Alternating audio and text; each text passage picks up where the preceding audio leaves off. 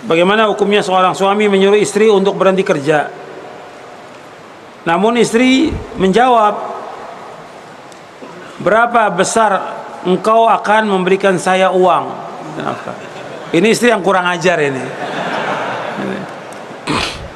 Dan ini termasuk kedurhakaan, karena istri wajib taat kepada suaminya. Karena yang wajib mencari nafkah siapa? Suami yang wajib cari nafkah. Ada berapa imam yang tidak menikah? Kenapa mereka tidak menikah? Ditanya kepada imam-imam itu, kok tanya kepada saya? Kita ukuran kita, perhatikan ini, kepada semuanya yang hadir, ukuran kita bukan imam, bukan syekh, bukan ustadz, tapi contoh teladan kita siapa? Contoh teladan kita siapa? Rasulullah SAW. Kita bukan ikut imam, ikut Nabi, ikut Rasulullah SAW. Jadi kalau ada imam yang tidak menikah, jadi contoh apa tidak? Enggak jadi contoh. Yang kita ikut Rasulullah SAW. Karena Allah merintahkan orang untuk menikah. Fankihu ma taba lakum minan nisa. Ini soal doanya anak, minta ampun kepada Allah untuk orang tuanya. Tentunya orang tua yang bagaimana? Orang tua muslim. Kalau orang tua kafir boleh nggak? Kalau orang tuanya kafir minta ampun buat orang tua kafir boleh atau tidak? Tidak boleh. Dalilnya? Yang main jawab aja. Dalil. Disebutkan ayat berapa? Antum lihat di surah At-Taubah, memohonkan ampunan buat orang kafir atau orang tua kafir nggak boleh, hukumnya haram, nggak boleh. Allah menyebutkan dalam surah At-Taubah ayat 113. Antum lihat itu. Maka Nabi walladzina amanu yastaghfirul musyrikin walau kanu uli qurba min ba'di ma tabayyana lahum annahum ashabul jahim. Tidak patut bagi Nabi dan orang beriman memohonkan ampun untuk orang-orang musyrikin meskipun mereka sanak kerabat mereka sendiri. Sesudah jelas bagi mereka bahwa mereka termasuk penghuni neraka jahim. Surah Taubah ayat 113. Dan juga termasuk nggak boleh menyolatkan orang kafir, mendoakan orang kafir, dan juga orang-orang munafik, nggak boleh. Apakah benar ada hadis yang menyebutkan bahwa perempuan yang minta cerai dari suaminya nggak akan mencium aroma sorga? Betul. Itu hadisnya ada di halaman 217. Nabi bersabda, ayyuma imra'atin sa'alat zawja talaqa min ghairi ma ba'sin fa haramun 'alaiha raihatul jannah. Siapa aja wanita yang minta cerai dari suaminya tanpa alasan yang syar'i, maka haram bagi dia aroma sorga.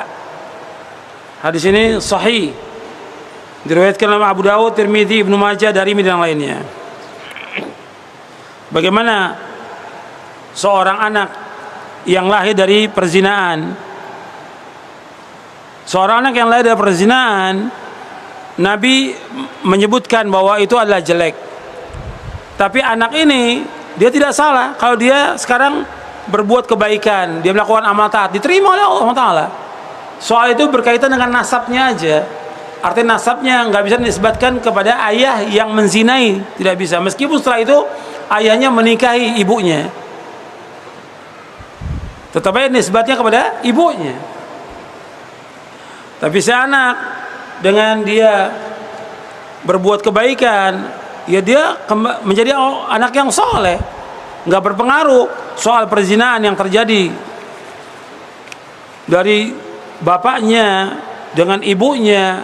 Itu perbuatan mereka berdua yang berdosa. Adapun si anak tetap dia harus berusaha bagaimana menjadi anak yang soleh.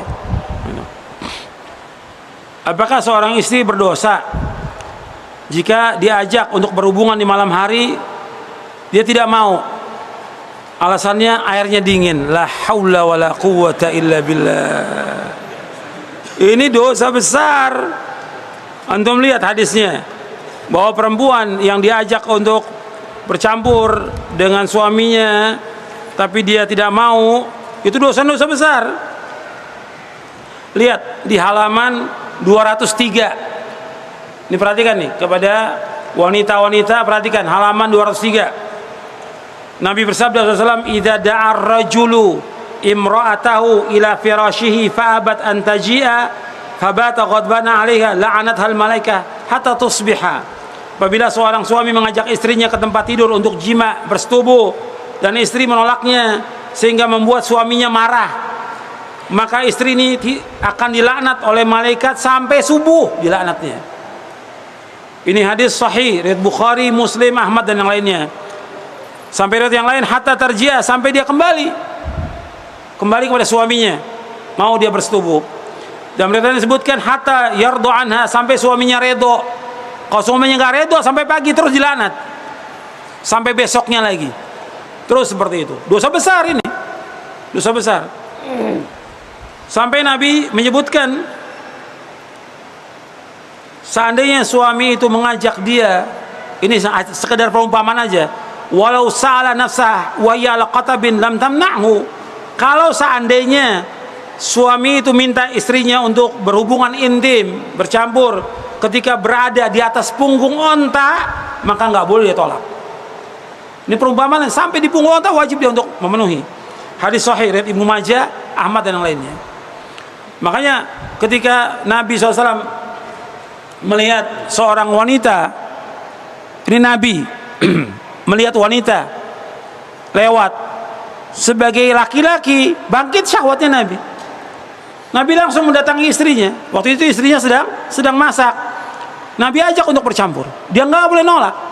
Kemudian setelah itu, setelah Nabi bercampur, kemudian Nabi keluar. Sahabat bertanya, Rasulullah, kenapa? Ada apa ya Rasulullah?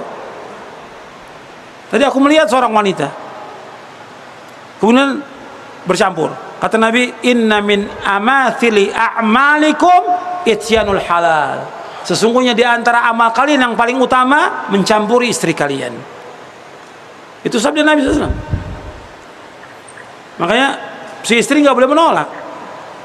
Seorang istri juga nggak boleh puasa sunnah kecuali dengan izin suaminya. Antum lihat di halaman 204. Nabi bersabda, la tasumil maratu wa balu syai'un illa bi'izni. Dan tidak boleh seorang puasa sunnah, seorang wanita puasa sunnah kecuali suaminya ada di situ, kecuali dengan izinnya. Jadi kalau suaminya ada di rumah itu, dia nggak boleh puasa kecuali dengan izin. Kecuali kalau suaminya safar keluar kota atau luar negeri, boleh dipuasa tanpa izin suaminya. Tapi kalau ada nggak boleh. Wala ta'dan fi baiti wa huwa syahid illa bi'izni. Dan nggak boleh dia mengizinkan seseorang masuk ke rumahnya kecuali dengan izinnya. Siapa aja nggak boleh diizinkan, hatta saudaranya dia, saudara kandung si perempuan, nggak boleh diizinkan kecuali dengan izin suaminya untuk masuk ke rumahnya. Wa ma anfaqat min kasbi min ghairi amri fa inna nisfa ajri lahu. Apabila ia menginfakkan harta dari usaha suaminya tanpa perintahnya, maka separuh ganjarannya adalah untuk suaminya. Di sini ada terkandung faedah hadis ini sahih riwayat Bukhari dan Muslim. Dilarang puasa sunat kecuali dengan izin suami. Yang kedua, tidak boleh mengizinkan orang lain masuk ke rumah suami tanpa izinnya. Dan apabila seorang istri sedekah atau infak harus izin suaminya. Apakah berdosa apabila seorang itu mampu poligami tapi dia tidak melaksanakannya? Tidak, ini kan bukan wajib. Pernikahan awal kalau dia belum menikah itu wajib. Tapi ketika dia sudah punya istri, itu nggak ada kewajiban lagi untuk menikah lagi. Itu sifatnya kebutuhan aja. Kebutuhan aja, artinya keutamaan gitu. Kalau memang dia mampu untuk menikah, dia menikah. Kalau enggak, dia merasa cukup dengan satu, enggak ada masalah gitu. Karena Allah juga sebutkan, kalau seandainya dia nggak mampu untuk berlaku adil, disuruh satu aja. Fankihu ma taba lakum minan nisa'i mathna wa thulatha wa ruba' fa in khiftum alla ta'dilu fawahidatan aw ma malakat aymanukum. Dalam surah An-Nisa ayat 3. Jadi adalah kawinlah wanita-wanita itu 2, 3 atau 4. Kalau kalian nggak mampu adil, maka satu aja. Tapi yang harus diingat tentang masalah poligami ini, bahwa ta'adud disyariatkan dalam agama Islam. syariat yang membenarkan, ayatnya adalah Al-Quran, dan Nabi membenarkan, dan Nabi mencontohkan, jangan ditolak gitu. Kalau dia belum mampu untuk melaksanakan, nggak ada masalah, tapi jangan menolak syariat. Perhatikan, jangan menolak syariat, karena menolak syariat besar dosanya, kufur, bisa kufur gitu. Boleh nggak seorang suami memukul istrinya apabila dia kurang ajar atau nusyuz? Boleh, sesuai dengan nas Al-Quran di surah An-Nisa ayat 34. Tapi dorban ghaira mubarrihin, pukulan yang tidak melukai. Boleh memukul sesuai dengan nas ayat. Karena Allah sebutkan di surah An-Nisa ayat 34, ar-rijalu qawwamuna 'ala an-nisa bima faddala ba'dhum 'ala ba'd wa bima anfaqu min amwalihim fas-salihatu qanitatun hafizatun lil-ghaibi bima hafidha wallati takhafuna nushuzahunna fa'idhuhunna wahjuruhunna fil madaji wadribuhun fa in ata'anakum fala tabghu 'alaina sabila. Wanita-wanita yang nusyuz, yang kurang ajar atau durhaka, maka kalian nasihati mereka.